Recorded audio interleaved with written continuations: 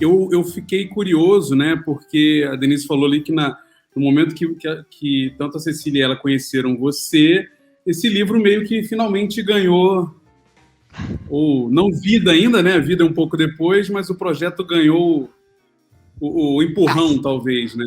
Como é que começou? Por que deu interesse de escrever um livro e principalmente com esse... O título eu sei que surgiu depois, mas com esse viés, né? Com esse tom. Fiquem à vontade. Porque assim, cada uma teve um interesse ali que foi particular, né? Que combinou, obviamente, né? A Cecília e a Denise já vinham escrevendo um livro com foco mais em pesquisa de experiência, eu vim escrevendo também um livro com foco em metodologia em geral. Eu acho que o que nos conectou foi principalmente a gente perceber que existe uma literatura acadêmica que a gente sempre recomenda, de pesquisa. Então, assim, a gente fala, o primeiro pesquisa com foco em um X, mas a gente tem uma literatura acadêmica de pesquisa bastante forte, bastante interessante, né, que inclusive é o que nos fundamenta também, a gente tenta trazer um pouco dessa literatura para dentro do livro.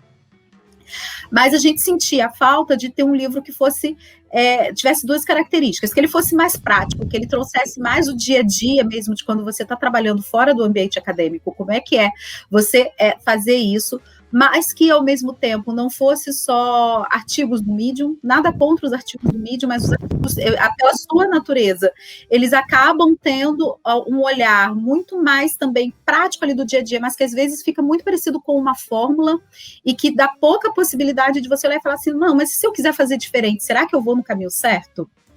Então, dá essa insegurança também, e aí, às vezes aquela necessidade de repetir como está ali, porque você também a gente sentia essa falta de embasamento de, cara, como é que eu recrio? Né, que a gente sempre fala, você pode trabalhar a pesquisa, assim, que até essa brincadeira que a gente faz, né, sem o rigor acadêmico, mas também sem os erros do mercado, né, que é o nosso subtítulo, assim, então a gente tinha muito esse olhar de falar, cara, a gente quer uma pesquisa que ela seja muito bem fundamentada, e é possível fazer isso dentro de empresa, porque nós três fazíamos, a gente falou, bom, se a gente faz, e conhecemos outros profissionais tão excelentes que fazem, então é possível fazer, né, mas que atenda a demanda de mercado, que é uma demanda diferente da pesquisa acadêmica, né? A pesquisa acadêmica ela precisa existir, a gente nunca quer dizer que ela não tem que existir, pelo contrário, ela tem que existir com as suas características, mas ela tem um tempo, ela tem um tipo de entrega, ela tem uma demanda que é diferente de quando a gente está dentro de uma empresa. Então, acho que foi isso que conectou nós três, assim, e o terceiro, o ponto, eu acho que é ter um material brasileiro, porque também já existia uma literatura grande sobre o UX Research, mas toda, né, em inglês, então, e falando da realidade lá de fora, né, e aí a gente queria trazer cases brasileiros, trazer a nossa realidade para dentro do livro, né, trazer o nosso jeito de fazer, assim, as nossas intempéries também, que são diferentes, então, a gente também queria trazer brasilidade para esse material, assim, acho que foi o que mais a gente, desde a primeira conversa, conectou, né? A gente sentiu essa liga por causa desses pontos, eu acho. Legal. Então, assim, nessa história toda eu posso entender que isso é mais que um livro, né, Denise? É mais que um livro. Assim, começou com, assim, um objetivo razoavelmente modesto, né? A gente queria suprir essa lacuna e dizer para as pessoas, é possível fazer, dar exemplos e mostrar algumas coisas que eram flexibilizáveis, digamos assim, sem comprometer o resultado, né, desde que bem fundamentadas. E aí a gente sentiu que existia essa lacuna, essa carência importante metodológica que a Elisete comentou, e a gente sentiu que precisava trazer um pouco disso no livro, para estabelecer um nivelamento, né?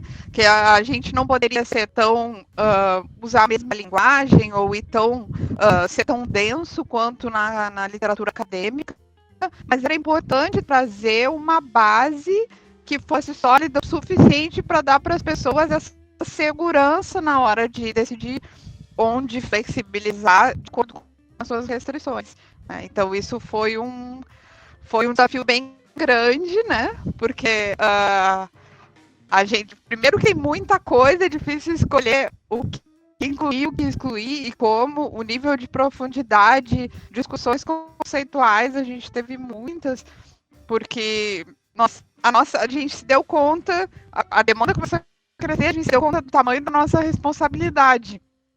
Então, a gente teria que ter ter discutido extensivamente o que a gente estava colocando ali, porque seria considerado referência e a verdade por muitas pessoas. Então, não dava para ser leviano nesse momento, né?